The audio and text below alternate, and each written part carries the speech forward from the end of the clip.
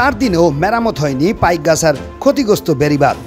13টি গ্রাম প্লাবিত, পানিবন্দী 15,000 মানুষ, আশ্রয়হীন মানুষের মানবেতর জীবনযাপন। শেখ খায়রুল ইসলামের তথ্যচিত্রে বিস্তারিত।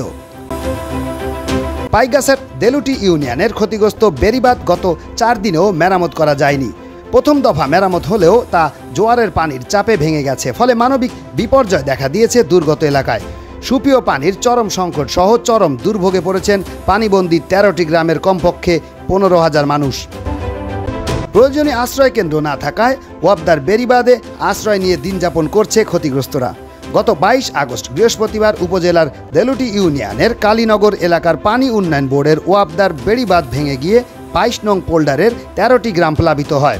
উপজেলা প্রশাসন ও পানি উন্নয়ন বোর্ডের তত্ত্বাবধানে দেলুটি ইউপি চেয়ারম্যান রিপন কুমার মণ্ডল ও ষোলদানা ইউনিয়নের সাবেক চেয়ারম্যান SM এনামুল হকের নেতৃত্বে হাজার হাজার মানুষ বাঁধ মেরামতের চেষ্টা করে।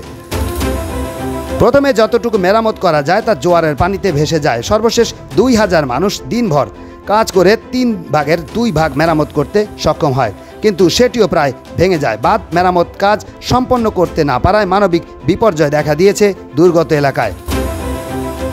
প্রায় 15,000 মানুষ এখন পানিবন্দী। শত শত কাঁচা ঘরবাড়ি ধসে যাওয়ায় আশ্রয়হীন হয়ে পড়েছে এখানকার মানুষ।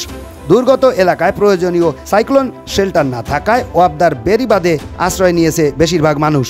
ক্ষতিগ্রস্ত এলাকার বাসিন্দারা জানান, এখানে তেমন কোনো আশ্রয় কেন্দ্র নাই, যার কারণে নিরাপদ কোনো আশ্রয়ে যাওয়ারও ব্যবস্থা নাই। সুপেয় পানির সংকট সহ রান্না, খাওয়া ও পয়ঃনিষ্কাশনের ব্যবস্থা নেই, ফলে চরম ভোগান্তিতে পড়েছেন। ভেঙে পড়েছে স্বাস্থ্য ও স্যানিটেশন ব্যবস্থা।